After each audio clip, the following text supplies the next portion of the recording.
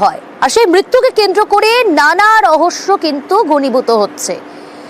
18ই জানুয়ারি অর্থাৎ নিখোঁজের দিনে উপস্থিত রয়েছে স্কুলে, তার কারণ অ্যাটেন্ডেন্স রেজিস্টারে তার সেখানে কিন্তু যে উপস্থিত ছিল সেই উপস্থিত প্রমাণ পাওয়া গিয়েছে। ইতিমধ্যেই স্কুল কর্তৃপক্ষের সঙ্গে কথা বলছেন তদন্তকারীরা।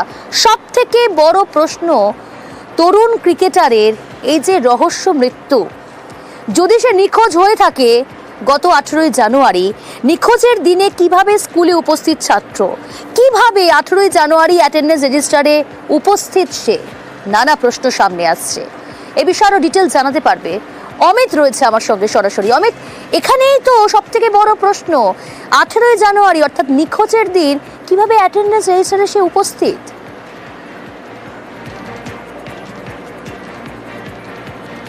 দেব ঘোষ তরুণ ক্রিকেটার হাসনাবাদে তার নিখোঁজ এবং পরবর্তী সময়ে এসএসকেএম হাসপাতালে তার মৃত্যুর ঘটনা, সেই ঘটনার রহস্য কিন্তু আরও জোরালো হচ্ছে।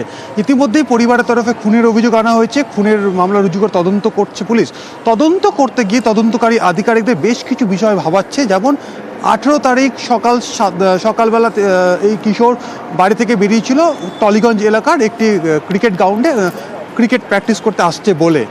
দেখা যাচ্ছে যে স্কুলের যে অ্যাটেন্ডেন্স রেজিস্টার রয়েছে সেখানে তার প্রেজেন্ট রয়েছে বা উপস্থিত তাকে পাওয়া যাচ্ছে। তাহলে কি বাড়ি থেকে সে টলিগঞ্জের উদ্দেশ্যে রওনা হয়ে সে কি আবারও ফিরে গিয়েছিল হাসনাবাদ এলাকায়? তার স্কুলে কি সে ওই কিশোর গিয়েছিল যে তার স্কুলে যে রেজিস্টার অ্যাটেন্ডেন্স রেজিস্টার সেখানে তাকে উপস্থিত পাওয়া যাচ্ছে বা প্রেজেন্ট পাওয়া যাচ্ছে?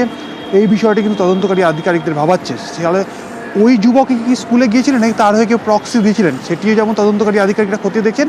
তবে কেন সন্দেহ জানা পাচ্ছে, কারণ যে তথ্য প্রমাণ এখনো পর্যন্ত হাতে এসছে তাতে দেখা যাচ্ছে যে ওই কিশোর সকালবেলা ওই 18 তারিখ সকাল 7টা থেকে 7:30 তার টাওয়ার লোকেশন পাওয়া যাচ্ছে কলকাতা শহরের বাইপাসের সায়েন্স সিটি সংলগ্ন এলাকাতে তার টাওয়ার লোকেশন পাওয়া যাচ্ছে।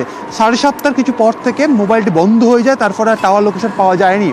আবারও ক্লোজ সার্কিট ক্যামেরার ফুটেজ খতিয়ে দেখতে গিয়ে তদন্তকারী আধিকারিকরা পেয়েছেন রাত্রি 8:30টার পর থেকে ভোর পর্যন্ত, অর্থাৎ 18 তারিখ সন্ধ্যে 8:30টার পর থেকে 19 তারিখ ভোর 4টে পর্যন্ত মালঞ্চ এলাকায় একা ওই কিশোর ঘুরছিলেন এবং ভোর 4টে নাগাদ ওখানে যে টহলদারি যে ভ্যান পুলিশের সেই ভ্যানের কাছে সে পৌঁছে যায়। একাই ছিলেন এমনটা পুলিশ যে বলছেন, এবং পুলিশের সাহায্য ওই কিশোর চেয়েছিল যে তার শরীর অসুস্থ লাগছে এমনটা বলা হয়েছিল পুলিশকে, ওই কিশোর নিজে বলেছিল, পুলিশ দাবি করছে। এবং তার পরবর্তী সময় ওখানে একটি ভ্যান ভাড়া করে মিনাকা হাসপাতালে পাঠিয়ে দেওয়া হয়েছিল পুলিশের তরফে। কিন্তু যে বিষয়টি বারবার জোরালো হচ্ছে, তাহলে বাড়ি থেকে সে বলে বেরিয়েছিল ক্রিকেট একাডেমিতে যাচ্ছে, ক্রিকেট একাডেমি আসার জন্য সে রওনা দিলেন বাড়ি থেকে, হাসনাবাদ বাড়ি থেকে। সকাল 7টায় টাওয়ার লোকেশন পাওয়া যাচ্ছে বাইপাস সংলগ্ন সায়েন্স সিটির কাছে। তারপরে তার ফোন বন্ধ হয়ে যায়। রাত্রি 8:30টার পর থেকে তাকে একাই ঘুরতে দেখা গেল হচ্ছে মালঞ্চ এলাকায়। অর্থাৎ তদন্তকারীরা বেশ কিছু বিষয় গুরুত্ব দিয়ে তারা দেখছেন যে কিভাবে 18ই জানুয়ারি অ্যাটেন্ডেন্স রেজিস্টারে সে উপস্থিত, নিজেই উপস্থিত না দেব ঘোষের ওই প্রক্সি, সমস্ত বিষয় কিন্তু খতিয়ে দেখছেন তদন্তকারীরা।